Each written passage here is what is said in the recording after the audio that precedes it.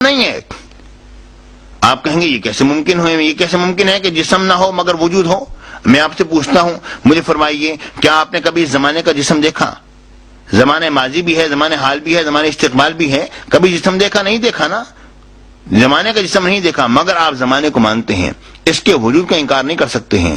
یعنی ممکن ہے کہ بعض چیزیں ایسی ہوں جن کا وجود ہو مگر ان کا جسم نہ ہو. رب العالمین نے اس نے یہ بات بصراحت ارشاد فرما دی کہ اے حبیب، ہم تو اپنے بندوں سے قریب ہیں، لیکن ہم سے قریب ہونے کے لیے وسیلہ پکڑنے کی ضرورت ہے. کیونکہ رب العالمین جو ہے وہ غیر محسوس ہے.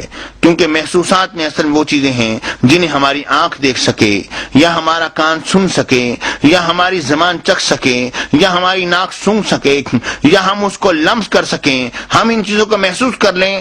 اللہ رب العالمین کو نہ ہماری آنکھ دیکھ سکتی ہے، نہ ہمارا کان سن سکتا ہے، نہ ہم اس کو چھو سکتے ہیں. پروردگار جو ہے محسوسات میں سے نہیں ہے. تو بس واضح ہو گیا کہ رب العالمین کو ان چیزوں پر قیاس کرنا کہ اگر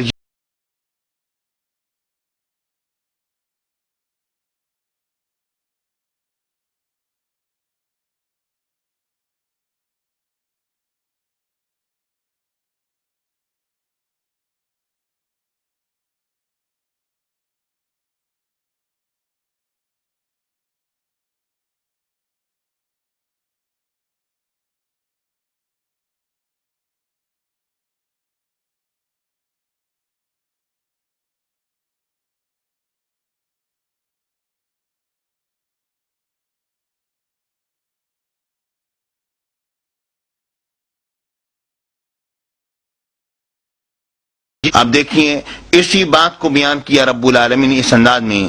پروردگار نے فرمایا اللہ نزل احسن حدیث کتابا متشابہا مثانیہ تقشعر منہ جلود الذین یخشون ربهم ثم تلین جلودهم وقلوبهم الى ذکر اللہ. رب العالمین نے ارشاد فرمایا اللہ وہ ہے جس نے کہ نازل فرمایا، اللہ نے اتارا بہترین کلام، یعنی ایسی کتاب جس کی تمام باتیں ایک جیسی ہیں، بار بار دہرائی ہوئی ہیں. اس میں ان لوگوں کے رونگٹے کھڑے ہو جاتے ہیں جو اپنے رب سے ڈرتے ہیں، پھر ان کی کھالیں اور ان کا دل جو ہے اللہ کے ذکر کی طرف مائل ہو جاتے ہیں، نرم ہوتے ہوئے مائل ہو جاتے ہیں. یعنی مطلب یہ ہے کہ اللہ رب العالمین کے قرب کا مطلب یہ ہے کہ پروردگار کی طرف جس وقت کے انسان کا قلب کھنچتا ہے اور انسان کی روح متوجہ ہوتی ہے تو اس کے رونگٹے کھڑے ہو جاتے ہیں. تقشعر منہ جلود الذین یخشون ربهم، کہ ان کے رونگٹے کھڑے ہو جاتے ہیں. یعنی کہ تقشعر کے معنی ہوتے ہیں یہاں لرز اٹھنا، سکڑ جانا، سخت اور کھردرا ہو جانا، رنگ کا متغیر ہو جانا. یہاں پر جلود الذین کے ساتھ کہ ان کی جلدیں، مطلب یہ ہے کہ رونگٹوں کا کھڑا ہو جانا اللہ کے خوف کی بنا پر، اللہ سے ڈر کی بنا پر. یہ اصل میں یہ رب العالمین کا قرب ہے. تو اللہ رب العالمین کے قرب کو طلب کرنے کے لیے ضروری ہے کہ ہم جو ہے رب العالمین کے احکامات پر عمل پیرا ہوں. پروردگار نے جسے ارشاد فرمایا ہم ان طریقوں پر چلیں. اس سلسلے میں میرے شیخ نے ایک مثال ارشاد فرمائی، بڑی حسین مثال ہے، جسے مولانا روم علیہ رحمہ نے اپنی مثنوی میں اپنے انداز میں ذکر فرمایا اور میرے شیخ نے اپنے انداز پر اسے بیان فرمایا. گزشتہ زمانے کی بات ہے، ایک جوہری تھا، اس کے ہاتھ بہت قیمتی قسم کا ڈائمنڈ آ گیا، بہت ہی اچھا قسم کا، اس کے بعد ایک ہیرا آ گیا. اس کی قیمت وصول کرنے کے لیے وہ نکلا کہ تلاش کرے. وقت کا بادشاہ بھی اس کی قیمت ادا نہ کر سکا. اس نے سوچا کہ وقت کے شہنشاہ کی طرف چلتے ہیں، اس سے جا کر اس کی قیمت وصول کرتے ہیں.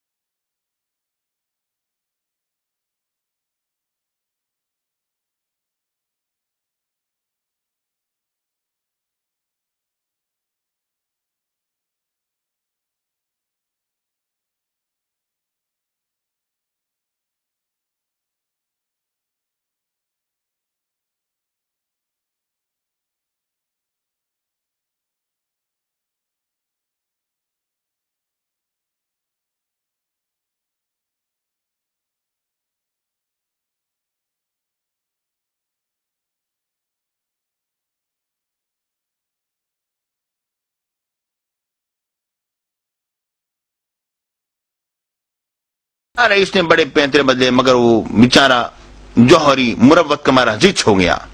اس نے کہا چلو چلتے ہیں. اس زمانے میں اونٹوں پر گھوڑوں پر پیدل سفر ہوا کرتے تھے. دونوں نکل گئے.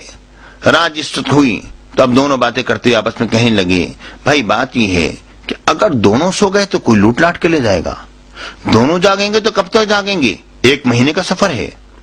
پھر اس طرح کرتے ہیں کہ پہلے میں جاگ لیتا ہوں. جوہری نے کہا تم سو جاؤ کیونکہ ہم جوہری لوگ ہیں, ہم تو تجارت کر کے آیا کرتے ہیں, پھر ابتدائی رات میں ہمیشہ ہم لوگ اپنا حساب کتاب کرتے رہتے ہیں, ہمیں ابتدائی رات میں نیند آتی نہیں ہے, تم پہلے سو جایا کرو اور ہم جو ہے وہ بعد میں سویا کریں گے کیونکہ ابتدائی رات میں ہم جاگنے کے عادی ہیں. ظاہر ہے اب چور تو اسے یہ کہنے سے رہا تھا کہ آپ تو آدھی رات جاگنے کے عادی ہیں اور میں تو پوری رات جاگنے کا عادی ہوں. چور تو اسے کہنے سے رہا. اس نے کہا کہ چلو بھائی ٹھیک ہے. چور وہ بھی سو گیا. ظاہر ہے دن بھر کا تھکا ہارا تھا, جیسے لیٹا نیند نے اس کو گھیر لیا. اب جناب علی جوہری نے اپنا ڈائمنڈ نکالا. کبھی اپنے ہیرے کو دیکھتا ہے, کبھی جوہری کے چہرے کو دیکھتا ہے, کبھی اس کے چہرے کو دیکھتا ہے, کبھی اپنے ہیرے کو دیکھتا ہے کہ تو او دل میں سوچ رہا ہے یہ ہیرا جو اس وقت صرف میرا ہے, کسی اور کا نہیں. ابھی کچھ دیر کے بعد اس وقت میں چور کو اٹھاؤں گا اور میں گہری نیند سو جاؤں گا, یہ چور اٹھے گا, میری تلاشی لے گا, ہیرے کو لے کر چلا جائے گا اور میری آنکھ تب کھلے گی جبکہ سورج کی کرنیں مجھ پر پڑیں گی اور مجھے بیدار کریں گی, اور پھر میرا کیا بنے گا. ہائے چور مجھ سے کوسوں دور جا چکا ہوگا اور میں اپنے ہیرے کو رو رہا ہوں گا, میرا کیا بنے گا. اسی پریشان خیالی میں اور پریشان حالی میں گم تھا کہ اچانک اس کے ذہن میں ایک انوکھی تدبیر آئی. اس نے کہا اس طرح کرتے ہیں کہ اس ڈائمنڈ کو اسی چور کے کپڑوں میں اس طرح چھپا دیتے ہیں کہ اس کو پتہ نہ چلے. اس زمانے میں پشم کے, اون کے اور کھدر کے موٹے لباس ہوا کرتے تھے, گدڑیاں وغیرہ لوگ پہنا کرتے تھے. تو اس نے بڑی احتیاط کے ساتھ, بڑی تدبیر کے ساتھ اسی چور کے کپڑوں میں اس طرح چھپا دیا کہ اس چور کو پتہ نہ چلا. اور آدھی رات بیت گئی. اس کو اٹھایا, ہاں بھائی اٹھو پہرا دینا ہے. چور اٹھا, ہڑبڑا کے اٹھا, ہاں بھائی آدھی رات ہے نا, ہاں ہے, ہاں بھائی سو جا.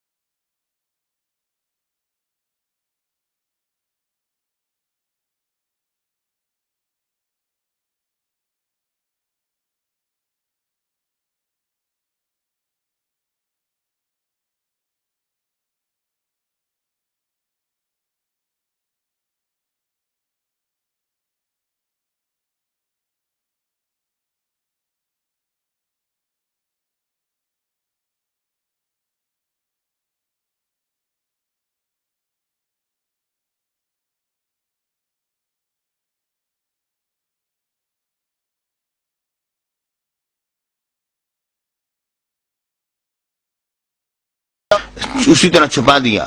پھر بیچارہ چور رات بھر تلاش کرتا رہا. پورے 1 مہینے کا سفر اسی طرح غرض گزر گیا.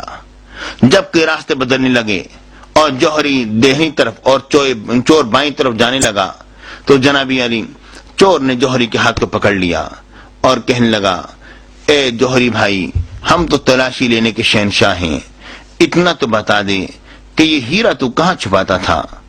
اس نے کہا ہیرا تو تجھ سے قریب ہوتا تھا مگر تو ہیرے سے دور ہوتا تھا. جو میرے شیخ نے ارشاد فرمایا, فرماتے ہیں کہ اللہ تو ہر ایک سے قریب ہوتا ہے مگر وہ کوئی ہوتا ہے جو کہ اللہ کے قریب ہوتا ہے. بات اصل میں یہ ہے نحن اقرب الیہ من حبل الورید, کہ ہم تو انسان کی رگنا سے بھی زیادہ قریب ہیں. اللہ تو ہر ایک سے قریب ہے مگر وہ کوئی ہے جو کہ رب العالمین سے قریب ہے. آپ کہیں گے نہیں جی اللہ جب قریب ہے تو پھر ہمیں کسی وسیلے کی کوئی ضرورت نہیں, پھر وہی بات, اس کے جوابات ہم نے دے دیے. لیکن اگر اتنا ہی اصرار ہے تو یہ بات جا کے رب کی بارگاہ میں عرض کر دو نا, یا اللہ جب تو ہماری رگنا سے بھی زیادہ قریب ہے, یا اللہ جب تو اپنے بندوں سے قریب ہے تو وسیلے کا ذکر کیوں فرمایا قرآن پاک میں تو نے. یہ بات سوچیے نا, رب العالمین جب خود فرما رہا ہے تو یہ بات اس بات کی دلیل ہے کہ اللہ تو ہر ایک سے قریب ہے مگر وہ کوئی ہوتا ہے جو کہ اللہ کے قریب ہوتا ہے. اب دیکھنا یہ ہے کہ اللہ کی طرف وسیلہ جو ہے وہ کون سی چیزیں بن سکتی ہیں.